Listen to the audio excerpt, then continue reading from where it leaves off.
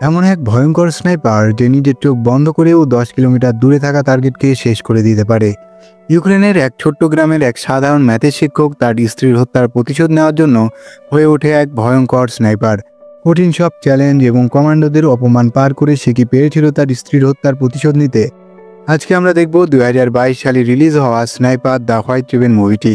সাধারণ থেকে অসাধারণ হওয়ার এই গল্পে আমরা দেখতে পাই স্ত্রীর প্রতি ভালোবাসা যখন রাগে কনভার্ট হয় তখন কি কি করতে পারে। তো আর বেশি কথা না বলে চলো চ্যানেলটি সাবস্ক্রাইব করে সবাই এই গল্পে ঝাঁপ দেই। গল্পে শুরু হয় ইউক্রেনের একটা ছোট্ট গ্রাম থেকে, যেখানে একটি ছোট্ট বাড়ি দেখানো হয়। এই বাড়িতে এক কাপল থাকতো, তারা বেশ আরামেই তাদের জীবন পার করছিল। আর এইখানে বসবাস করে এই মুভির প্রধান চরিত্র মিকোলা। এই ছোট্ট বাড়িতে তার একমাত্র সঙ্গী নাস্টিয়া। মিকোলা একজন ম্যাথের শিক্ষক ছিল আর নাস্টিয়া ছিল একজন ড্রয়িং আর্টিস্ট। আর এর সাথে কাঠ দিয়ে অনেক সুন্দর সুন্দর জিনিসও তৈরি করত। মিকোলা অনেক ভালো একজন শিক্ষক ছিল, তাই তার ক্লাসে সবাই তাকে বেশ সম্মান করত, শুধুমাত্র একজন বদমাইশ ছেলে বাদে। এই ছেলেটির নাম অ্যাভেন। মিকোলা গরিব সাদাসিধে হওয়ায় তাকে সবসময় অপমান করত এই ছেলে, কিন্তু মিকোলা তার থেকে সবসময় দূরে থাকার চেষ্টা করত।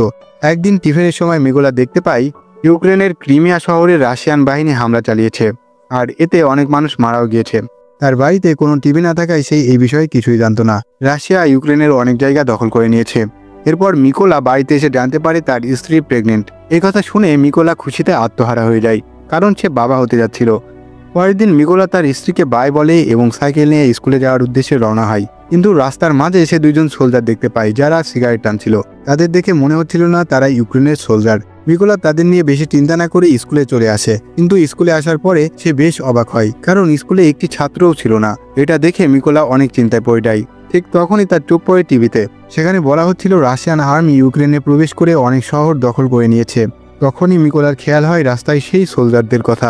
মিকোলা তার স্ত্রীর কথা চিন্তা করে এবং এক মুহূর্ত দেরি না করে সাইকেল নিয়ে বাড়ির উদ্দেশ্যে বেরিয়ে পড়ে, কিন্তু ততক্ষণে অনেক দেরি হয়ে গিয়েছে। বাড়ি এসে মিকোলা দেখতে পায় সেই রাশিয়ান দুই সোলজার নাস্টিয়ার উপর অনেক অত্যাচার করছে। মিকোলা তার স্ত্রীকে বাঁচানোর অনেক চেষ্টা করে, কিন্তু সেই দুইজন সোলজার তাকেও বেধড়ক পেটায়। মিকোলা অনেক রিকোয়েস্ট করে যে তার স্ত্রী প্রেগনেন্ট, কিন্তু তারা কোনো কথা শোনে না এবং তাদের পেটাতে থাকে। কিছুক্ষণ পরে একজন রাশিয়ান সোলজার তার ঘর সার্চ করে এবং তাদের বাড়িতে আগুন ধরিয়ে দেয়। নিজের বাড়িকে এইভাবে জ্বলতে দেখে নাস্টিয়া রেগে আগুন হয়ে যায় আর একটি পাথর তুলে সোলজারদের আক্রমণ করে। এরপর এক সেনা কোনো কিছু না ভেবে তাকে গুলি করে সেখানেই হত্যা করে। এসব দেখার পরে মিকোলা অনেক ভেঙে পড়ে, কারণ তার স্বপ্ন কয়েক সেকেন্ডে শেষ হয়ে গিয়েছে। সে তার স্ত্রীকে কোলে নিয়ে অনেক কান্না করে। এর কিছুক্ষণ পরে দুইজন ইউক্রেনিয়ান সোলজার মিকোলার কাছে আসে। মিকোলার স্ত্রীকে মৃত দেখার পরে সেই দুজন সোলজার সমবেদনা জানায় এবং মিকোলাকে সাহস যোগায়। এরপরে সেই দুজন একটি কবর খুঁড়ে মিকোলার স্ত্রীকে দাফন করে দেয়। এখন মিকোলা সম্পূর্ণ একা হয়ে পড়ছে, আর সে তার স্ত্রীর হত্যার প্রতিশোধ দিতে চায় যে কোনো মূল্যে। তার চোখে কেবলই প্রতিশোধের আগুন। তাই সে দুইজন ইউক্রেনিয়ান সোলজারকে অনুরোধ করে যে আমিও তোমাদের সাথে আর্মিতে জয়েন হতে চাই। তারা রাজি হয়ে যায় এবং মিকোলাকে নিয়ে আর্মি ক্যাম্পে যাওয়ার সিদ্ধান্ত নেয়। যাওয়ার আগে মিকোলা তার স্ত্রীর বানানো ছোট্ট একটি স্ট্যাচু নিজের কাছে রেখে দেয়। তারা আর্মি ক্যাম্পে পৌঁছানোর পরে সেখানকার চিফ ইন কমান্ড মিকোলাকে দেখে রাগ করতে থাকে এবং মিকোলার মুখের ওপর বলে দেয় তাকে আর্মিতে নেওয়া হবে না, কারণ সে সন্দেহ করছিল মিকোলা হয়তোবা রাশিয়ান আর্মির লোক। এরপর সেই দুজন আর্মি মিকোলার সম্পর্কে সবকিছু বিস্তারিত বলে। এর সাথে মিকোলাও বলে এখন বেঁচে থাকা আর না থাকা আমার কাছে সমান। আমি এই হত্যার বদলা নেওয়ার জন্য সবকিছু করতে রাজি। এর জন্য যদি প্রাণ দিতে হয় তাও দেব। এরপরে সে সিনিয়র আর্মি কিছুটা বিশ্বাস পায় যে এই লোক রাশিয়ান আর্মি নয়, আর এরপরেই শুরু হয়ে যায় মিকোলার আর্মি জীবন। মিকোলা যেহেতু একজন সাধারণ ম্যাথের শিক্ষক ছিল, তাই তার জন্য এই ট্রেনিং করা খুবই কঠিন হয়ে যাচ্ছিল, কারণ সে পুরো জীবনে কখনো বন্দুক পর্যন্ত হাতে নেয়নি। যেখানে অন্য সব সোলজাররা অনেক দ্রুত গান অ্যাসেম্বল করছিল, সেখানে মিকোলা তার কিছুই বুঝছিল না। আর এইসব দেখার পরে সেই আর্মি মিকোলার উপরে রেগে যায় এবং বলে তুমি কখনোই আর্মি হতে পারবে না। কিন্তু মিকোলা হার মানবে না, সে অনেক পরিশ্রম করতে থাকে। একদিন রাতে ট্রেনিংয়ের সময় মিকোলা সে অফিসারকে বলে সে যেন তাকে তার নাম ধরে না ডাকে, কারণ মিকোলার কোড নেম রিভেন। এই কথা শোনার পরে সবাই তার উপর হাসতে থাকে এবং তাকে বলা হয় কোড নেম এত সহজে পাওয়া যায় না, কারণ কোড নেম পেতে হলে দেশের জন্য অনেক বড় কিছু করতে হয়, অথবা যা কেউ কখনো করেনি সেটা করে দেখাতে হয়। কিন্তু এই কথায় মিকোলা কান না দিয়ে সে আরও বেশি পরিশ্রম করতে শুরু করে। রাত্রে যখন অন্য সৈন্যরা ঘুমাতো, মিকোলা তখনও সবকিছু শেখার চেষ্টা করত। পরের দিন কমান্ডো তাদের বলে আমাদের কাছে কোনো স্নাইপার নেই, আমাদের স্নাইপারের সংখ্যা বাড়াতে হবে। এখানে কমান্ডো বলে তোমাদের মধ্যে কে কে স্নাইপার হতে চাও। এই কথা শুনে অনেক মানুষ দাঁড়িয়ে যায়, আর এর ভেতরে মিকোলাও ছিল। কিন্তু মিকোলাকে দেখার পরে সবাই হাসতে থাকে। এরপরে কমান্ডো বলে, তুমি কখনোই স্নাইপার হতে পারবে না, তুমি তো এখনও একটি গান পর্যন্ত অ্যাসেম্বল করতে পারো না।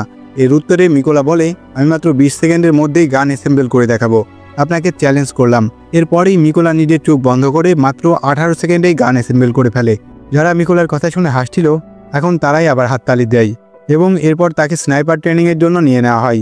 ট্রেনিংয়ের জন্য মিকোলাকে একটি পুরনো মডেলের গান দেওয়া হয়, আর এই জন্য যখন মিকোলা প্রশ্ন করে তখন তাকে বলা হয়, তুমি যদি আধুনিক অস্ত্র নিতে চাও তাহলে তোমাকে প্রমাণ করতে হবে যে তুমি স্নাইপার হতে পারো। এরপর মিকোলা আর কোনো পথ না দেখে সেই গানটি নিয়ে নেয়।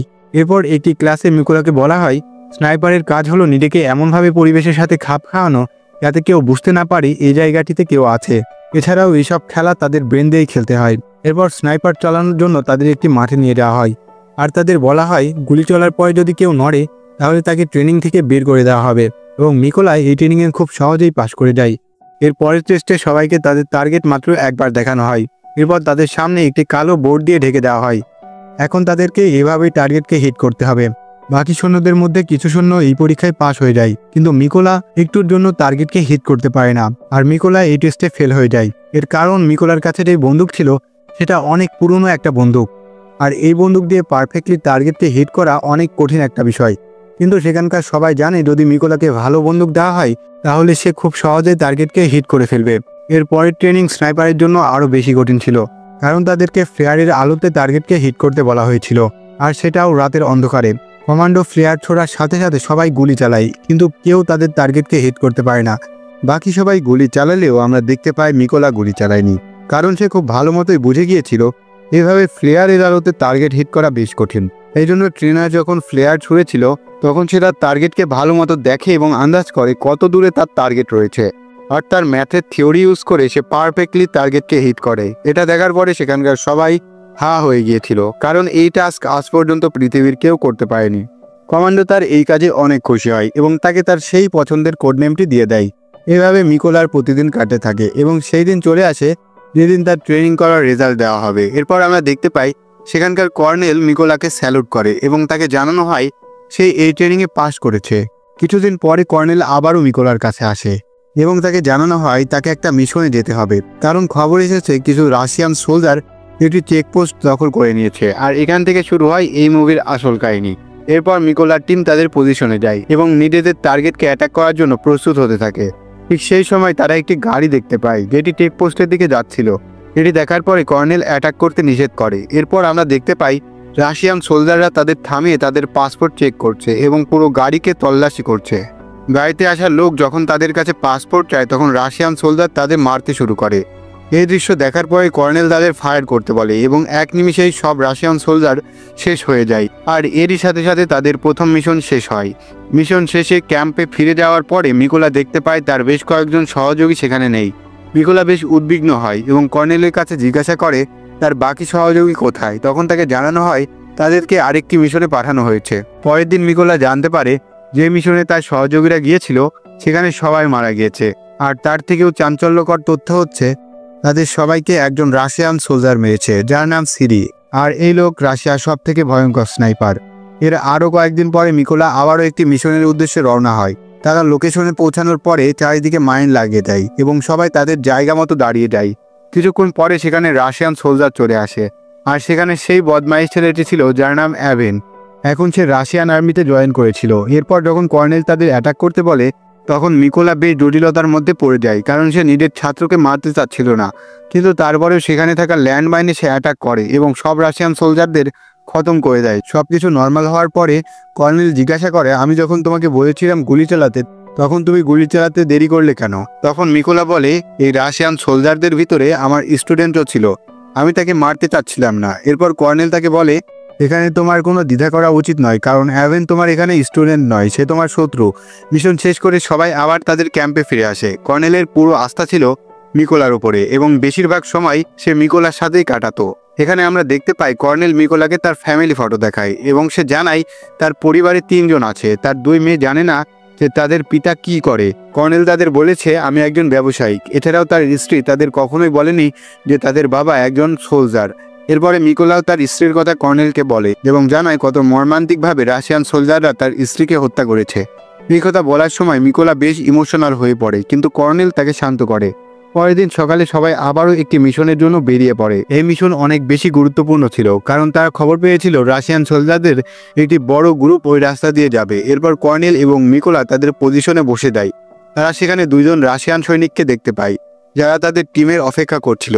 এখানে মিকোলা বুঝতে পারে এই দুজনের মধ্যে একজন হলো সেই সোলজার যে মিকোলার স্ত্রীকে হত্যা করেছে, আর তাকে মিকোলা একদম টার্গেট করেই রেখেছিল।